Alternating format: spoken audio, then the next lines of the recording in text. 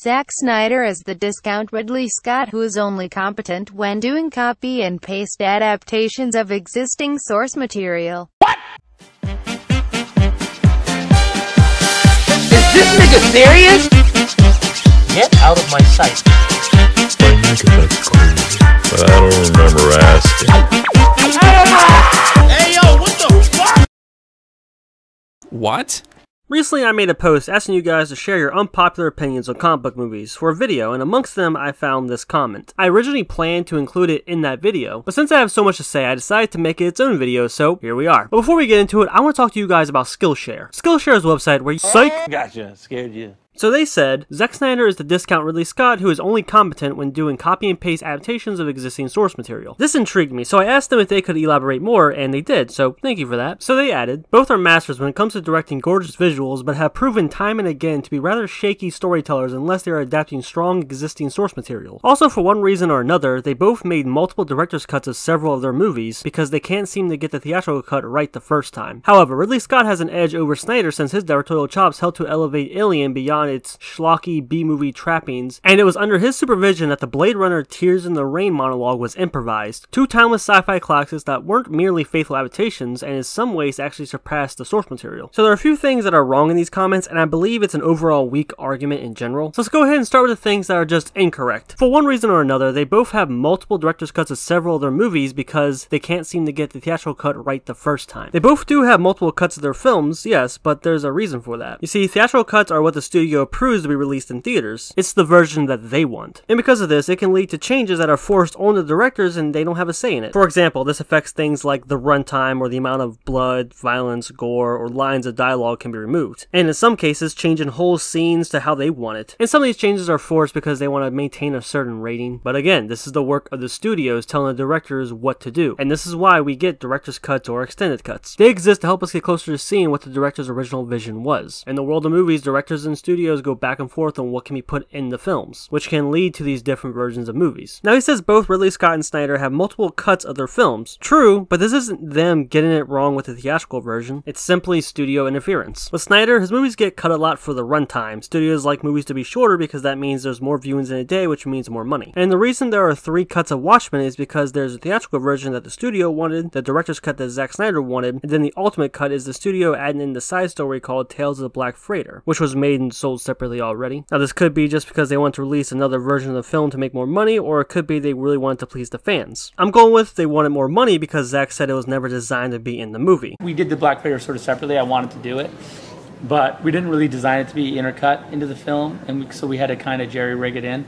So it was never 100. I mean, though it goes in pretty nicely, I feel I never felt like 100% that it was like, you know, completely organic. Either way, that's why there's 3 different versions of one movie. And the same thing goes with Ridley Scott. The reason why there are so many different cuts is simply because of studio interference. Let's look at Blade Runner. They changed it based on reactions from different test audiences, as well as altering it for different regions. There was also the TV version that toned down a lot of the violence. But because of the movie's popularity, the studio decided to finally start restoring it closer to Ridley Scott's original vision. And that wasn't until 2007 when they finally gave Ridley Scott complete artistic control. So that's why there are so many different versions of that movie. So to say that they couldn't get it right with the theatrical cuts is just wrong because the studios are the ones who decide what is changed or removed for those versions, not the directors. It's not them getting it wrong, it's them not being able to do what they want. Now towards the end, he says that Alien and Blade Runner are 2 timeless sci-fi classics that aren't merely faithful adaptations but surpass the original source material in some ways. I just wanted to point out that Alien doesn't have any source material. It wasn't based off of a book or anything like that. The story and idea was created by 2 screenwriters. It does have a very similar plot to It, the Terror from Beyond Space, but it's not a remake of that movie. It just has the same basic premise, and it is cited as an inspiration for Alien, but the executions are completely different. They're both sci-fi horror movies about a space crew bringing an alien onto their ship, and then it goes on a killing spree. I mean, bringing an alien aboard a spaceship is a pretty common trope and plot in most sci-fi. But anyway, it's inspired by that movie, but it's not remaking that movie. I just wanted to point that out. I'll go into more detail about the rest of the sentence later. Now let's move on to the meat of the argument, which is they are only competent when they are doing copy and paste adaptations of existing source material. So this is phrased as if this is kind of a bad thing. thing. Just because a director is adapting something, it doesn't devalue their talent. Sure, Scott and Snyder adapt quite a bit, but it doesn't make them less talented. It just shows that's where their strengths lie. Let's go ahead and apply the same type of logic to another director. Let's say Martin Scorsese, one of my favorites. Most of his movies, and especially his more well-known ones, are adaptations of books, or they're biopics based off of someone else's life, and in The Departed's case, it's just a remake of a Japanese movie called Eternal Affairs. Goodfellas and Casino are some of the best mob movies, and they really raise the standard of the genre, and both of these are based off books. Are his skills as a filmmaker now lowered since his biggest movies are based off pre-existing works? Or how about Peter Jackson? He didn't write the Lord of the Rings books, he just made the movies. I think to be able to successfully adapt something for a new media is already pretty impressive, and takes skill all on its own to pull off.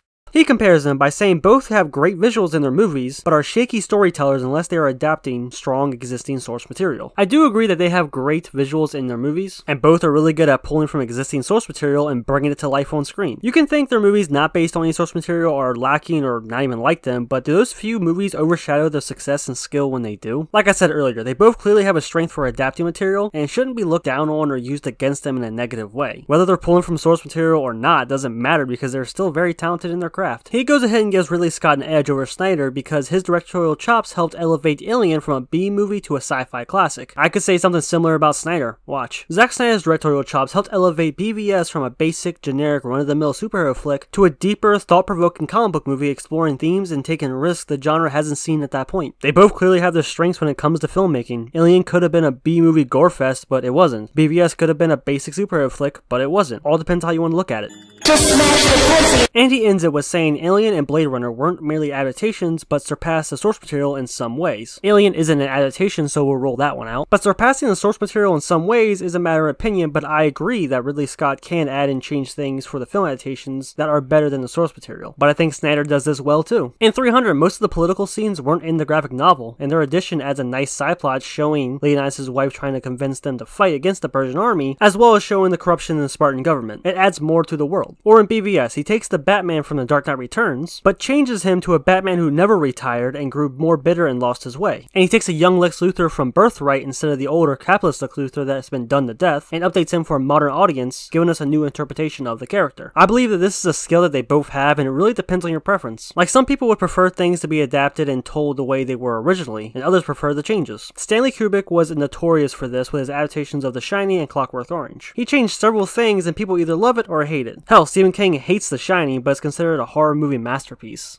Both Scott and Snyder have similarities, but their styles are very different, and they tell different kind of stories in different genres. Snyder mainly does comic book movies, while Ridley Scott has done sci-fi, gangster movies, police movies, military movies, a romantic comedy, crime dramas, and plenty more. So calling Snyder a discount Ridley Scott doesn't make much sense because once you start to compare them, you'll notice they both have a very distinct style and are only similar on a surface level. And you can do that with a lot of directors, like this. Guy Ritchie is a discount Zack Snyder, who uses stylistic visuals. Wes Craven is a discount John Carpenter, who made slasher horror movies. David F. Sandberg is a discount James Wan, who both made horror movies, then made a superhero movie for DC. Guillermo del Toro is a discount Tim Burton, who makes very strange and out there movies. You see what I mean? These directors are all different in their own way. And once you look at it beyond a surface level comparison, you can realize that. So I believe that about covers it. I'm actually happy he left this comment because this is something that I've heard before. Not Zack Snyder being compared to Ridley Scott or being called a discount version of him, but instead people saying he relies too much on source material or that all he can do is adapt pre-existing characters and stories. It was always just a pretty strange criticism to me because I don't see how that devalues his ability to be a director or filmmaker. I don't see it as a negative thing. It's just a director playing to their strengths. It's a critique that I don't really see as relevant or important, and I always thought it was strange when people brought it up. But anyway guys, that's gonna do for the video. I hope you enjoyed. If you did, go ahead and drop a like on it, and if you want, you can follow me on Twitter, link down below. And to a real tasty apple, thanks for leaving the comment. I thought this was a fun topic to talk about, and hopefully I swayed your opinion, and if not, that's fine. So anyway, thanks for watching. I'll catch you next time.